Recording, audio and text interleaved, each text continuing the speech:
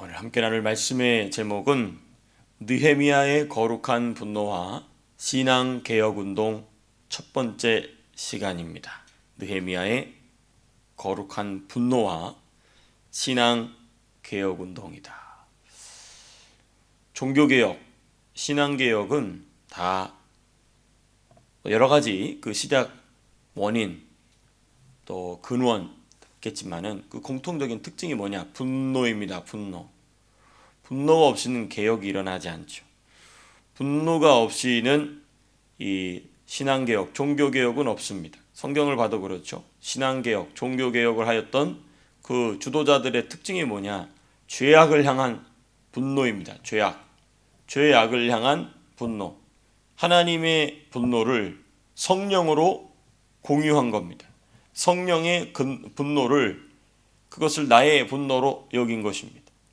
이건 육신적 분노하고는 전혀 다르죠. 우리가 육신을 중심으로 살아가면, 우리의 겉사람을 중심으로 살아가면 절대로 공유할 수 없는 분노, 영으로 살아갈 때만 공유할 수 있는 분노인 것입니다. 우리 종교개혁자들도 그렇죠. 16세기, 15세기 루터나 칼빈이나 지빙글리나 이분들 속에는 뭐가 있었을까? 분노가 있어서 분노. 교회를 타락하게 하는 자들 향한 말할 수 없는 분노, 중세 천년을 향하여 자기의 몸을, 자기 한 인생 전체를 내어 던지는 분노가 있었던 것이죠. 저 여러분들에게도 그런 분노가 좀 있어야 될 줄로 믿습니다. 네, 그렇습니다. 죄악을 향한 분노. 그 분노가 신앙개혁운동, 종교개혁운동을 일으켰다. 그래서 우리가 이 본문을 중심으로 어떻게 느헤미야가 왜 분노했는지, 그리고 어떻게 신앙개혁, 종교개혁을 진행했는지를 살펴보도록 하겠습니다. 이 13장은 어떤 말씀을 가지고 있느냐? 느헤미야가 계속해서 신앙개혁 운동을 주도하고 있음을 보여주는 내용을 담고 있습니다. 비록 성전과 성벽이 재건되고 또 재건하고 또 성대하게 성벽을 하나님께 봉헌하였을지라도, 우리가 지난주 그렇게 봤었죠. 하나님께 성벽을 봉헌하는, 찬양 가운데 봉헌하는 장면을 우리가 봤습니다.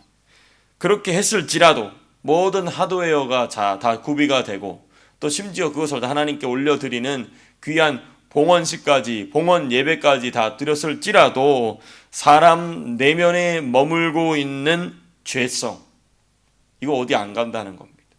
곧 세상을 사랑하는 본성은 여전히 그 자리에 머물러 있기 마련입니다. 네. 그래서 또다시 타락의 길로 향하는 이스라엘의 발걸음을 되돌릴 수 있는 권위와 영향력을 가지고 있었던 느헤미야의 존재는 그 당시의 이스라엘 백성 전체보다도 값지다고 볼 수 있습니다. 우리 사랑하는 성도님들의 가치가 그렇게 되시기를 축복합니다. 100사람 1000명, 100명 1000명의 가치보다 우리 사랑하는 성도님들의 가치가, 한 분 한 분의 가치가 더 중요한 줄로 믿습니다. 우리 사랑하는 청년들, 근데 왜 아멘 안 하세요? 본인들 얘기라서 좀 그러세요? 네, 아멘이 나와야 되는데 그냥 넘어가서. 예. 또 우리 사랑하는 청년들, 우리 학생들이 그렇게 될 수 있기를 바랍니다. 너무너무 중요해요. 그렇게 되기까지는 지난한 훈련이 필요하겠죠. 인내와 연단의 과정이 필요하겠죠. 그러나 인간이 살 수 있는 인생 중에 가장 가치 있는 인생, 지금 느헤미야가 그런 인생 살아가고 있는 것입니다. 수만 명이 함께 1차, 2차, 3차에 걸쳐서 포로기환해 왔지만은 느헤미야 한 사람이 없으면 그 사람들은 그냥 원래대로 돌아갈 수밖에 없는 존재라는 것을 보여주는 게 23장의 모습. 그 전 장도 그랬지만 그렇습니다. 느헤미야가 등장하게 되면 정신을 똑바로 차리게 되고 악한 길을 버리고 선한 길로 돌아가게 되는 것을 자세하게 13장이 이야기해주고 있습니다. 그 첫 번째가 뭐냐면 1절에서부터 3절까지입니다. 1절에서부터 3절까지 무슨 내용이 있냐면 암몬과 모압 사람을 이스라엘 백성 중에서 쫓아냅니다. 누가? 느헤미야가. 두 민족은 하나님의 총회에 영원히 들어오지 못하리라는 하나님의 말씀을 따라 이스라엘 백성 중에 섞여 있는 이들을 다 쫓아냅니다. 물론 이제 그건 있어야 되겠죠. 무조건 암몬 모압 출신이라고 다 무조건 쫓아낸 건 아닙니다. 왜 그럴까요? 암몬 모압 출신일지라도 이스라엘 백성의 일부로 받아들여질 수 있는 유일한 방법이 있죠. 어떻게 하면 됩니까? 할례를 받으면 돼요. 모세의 율법을 따라 이방인이 야, 여호와 하나님이 진짜 참신이다, 유일하신 전능자이시다라는 것을 인정하고 나도 그 하나님 백성 되기를 원합니다 하면은 할례를 받으면 돼. 그리고 할례를 받은 남자와 더불어 살아가는 그 모든 가족들이 그 남자의 결정, 그 남편, 자기 아버지의 결정을 따르기로 한 사람은 다 가입이 됩니다. 그렇습니다. 대표성의 원리겠죠? 먼저 할례는 당연히 육체에 남기는 신앙적인 표입니다. 당연히 육체에 남기는 신앙적인 표이지요. 하지만 그 의미는 육체에만 머물러 있는 게 아닙니다. 당연히 영적 할례를 예표하는 것으로서 구약시대에는 그것을 남성이 대표하여 육체의 표를 남겼다는 것입니다. 여러분, 따라서 육체의 할례를 받을 뿐만 아니라 영적 할례를 받은 자로서 마땅히 모세의 율법을 자신의 삶의 유일한 규범으로 받아들이기 중요합니다. 모세의 율법을 자신의 삶의 유일한 규범으로 받아들이는 거예요. 이게 이제 신약 시대는 어떻게 되냐면 세례를 받은 자, 그렇죠? 우리가 눈에 보이는 물 세례보다 더 중요한 게 무엇인가? 바로 이 예수님과 연합하는 영적 세례가 비교할 수 없이 더 중요하죠. 그리고 그 영적 세례를 통하여 거듭난 성도, 곧 나도 하나님의 백성 되기를 원합니다 하면서 하나님의 백성으로 가입된 자는 기록된 말씀인 성경을, 구약시대에는 모세오경이었습니다. 이제는 기록된 말씀인 성경 66권을 나의 삶의 유일한 규범으로 받아들입니다. 확장이 되죠. 그렇습니다. 그리고 그것을 실천한다면, 그렇죠? 구약시대 같은 경우는 모세의 율법을 자신의 삶의 유일한 규범으로 받아들이고 그것을 실천하기 위해 부단히 애쓴다면 그 사람은 당연히 이스라엘 백성으로 용납되었다는 것입니다. 그렇게 하기를 거절하고 은근히 들어와 있는 모든 모압 암몬은 다 쫓아냈다는 것입니다. 왜냐하면 대표적인 모압 출신이었으나 하나님 백성 된 사람 누구가 있습니까? 그렇죠. 룻이 있죠. 그렇죠. 룻 심지어 다윗 왕가의 조상이 되지 않습니까? 그렇죠. 이 원리는 육체적 할례를 받을 수 없는 여성의 경우에 더욱 두드러져요.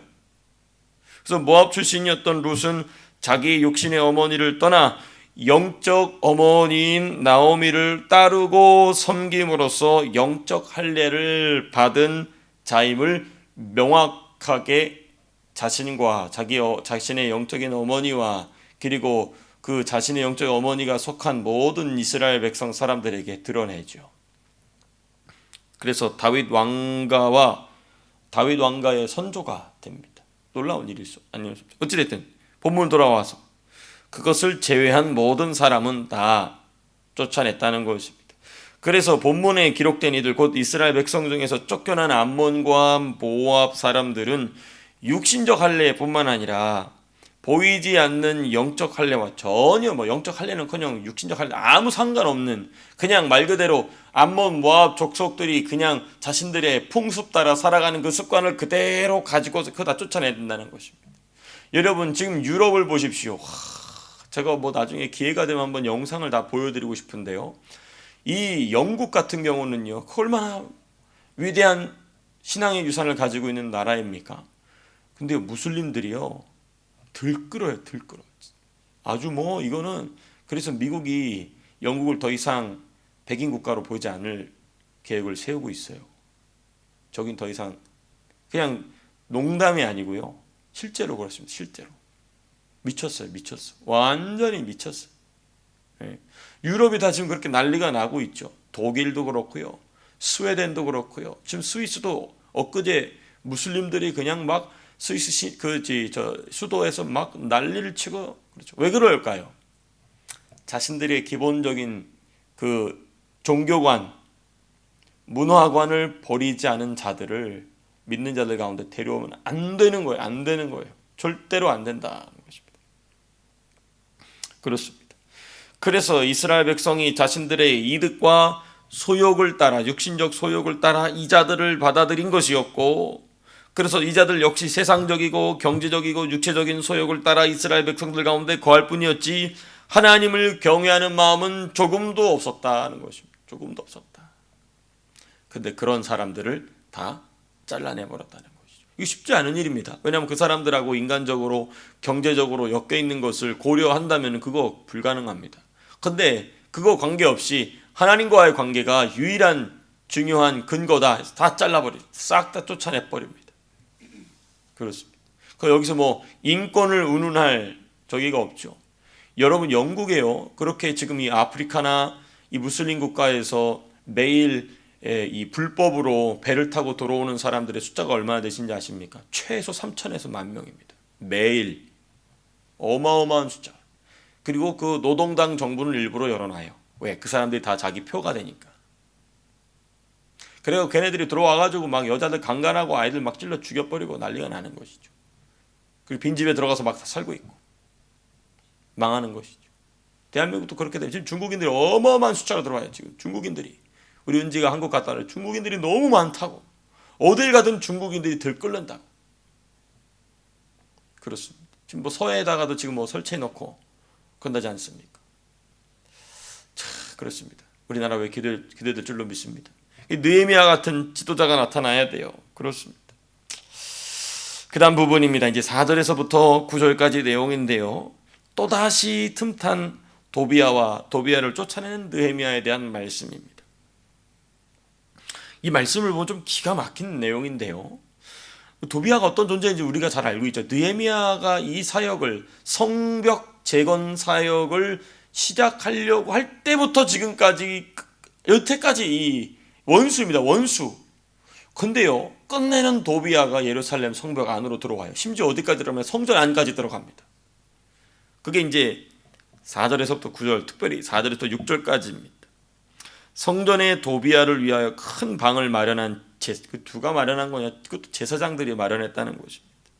먼저 이 상황은 느헤미야가 제국의 황제의 부름을 받고 유다 지역을 잠시 떠난 사이에 발생한 일이었다는 게 6절에 나옵니다. 그때는 내가 예루살렘에 있지 아니하였느니라. 바벨론이라고 나왔지만 사실상 이 바사 왕이죠. 아닥사스다 32년에 내가 왕에게 나아갔다가 며칠 후에 왕에게 말미를 청하고.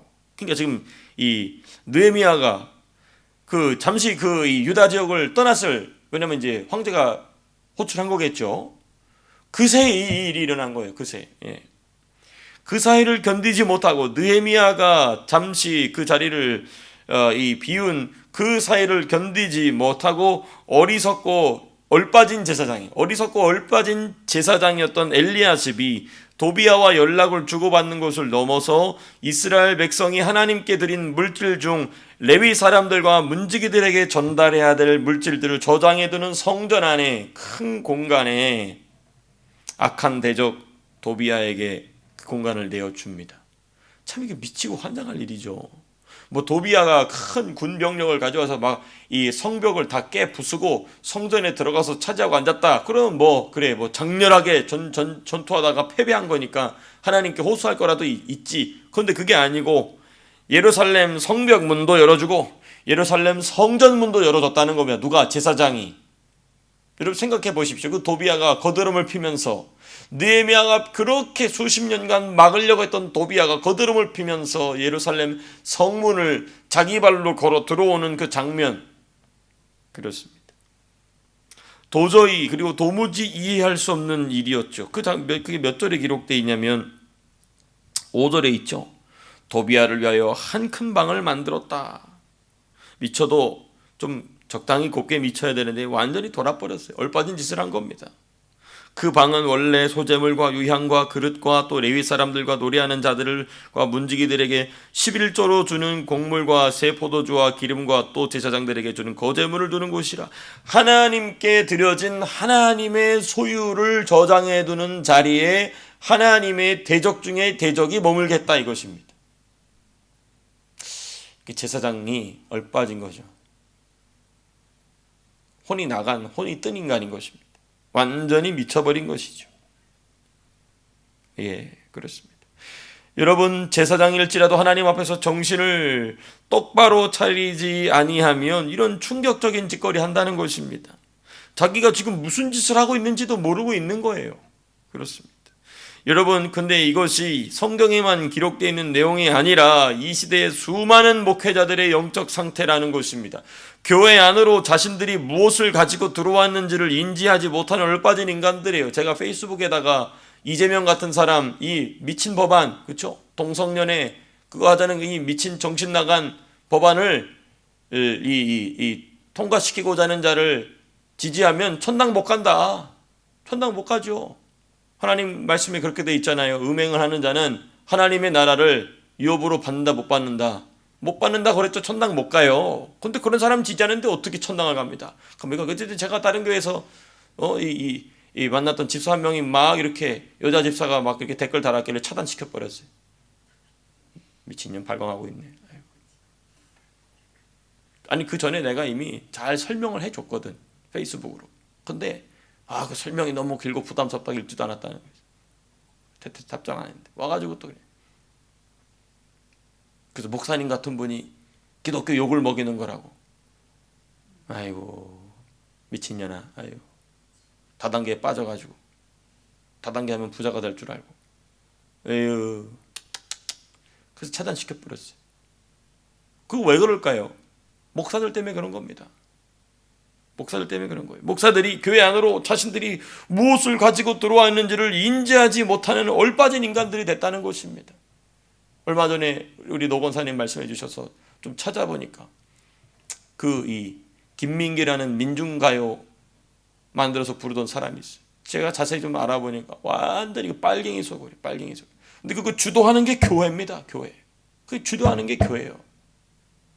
그 민중혁명을 그때 우리가 조국 대한민국에서 민중혁명을 이루지 못해. 근데 그걸 왜 호주에서 하니?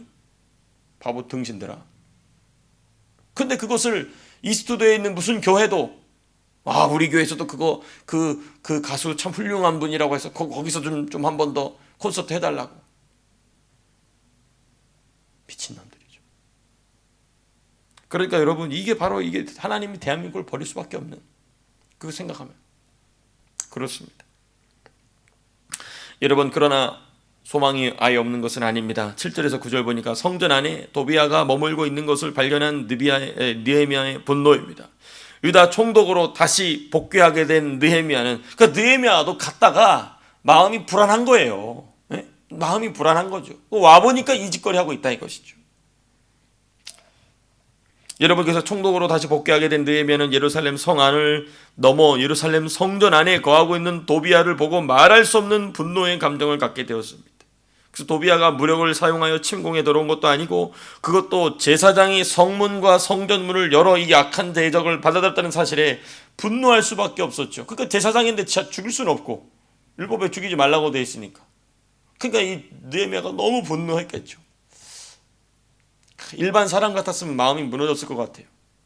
자기는 수십 년 동안 녹봉도 받지 아니하고 정말 죽을 각오를 하고 헌신하여 성벽을 세워놨는데 일반 백성도 아니고 제사장이라는 사람이 이런 짓을 했다는 것을 알게 되었을 때 얼마나 마음이 괴로웠을까? 얼마나 힘들었을까?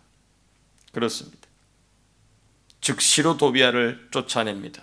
8절 내가 심히 근심하여 도비아의 세간을 그 방 밖으로 다 내어 던지고 명령하여 그 방을 정결하게 하고 하나님의 전에 그릇과 소재물과 유향을 다시 그리로 들여놓았느니라.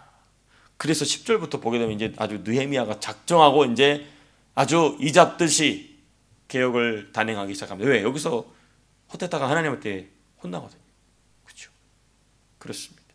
그래서 우리가 내일 또 그 모레에 이어서 느헤미야의 그 분노가 어떻게 이스라엘 백성을 내면적으로 영적으로 정결하게 했는지를 하나씩 살펴보고자 합니다. 말씀을 맺겠습니다. 이 느헤미야의 거룩한 분노를 하나님께서는 느헤미야처럼 하나님의 분노를 공유할 자들을 지금도 이 시대에 찾고 계십니다. 그렇습니다.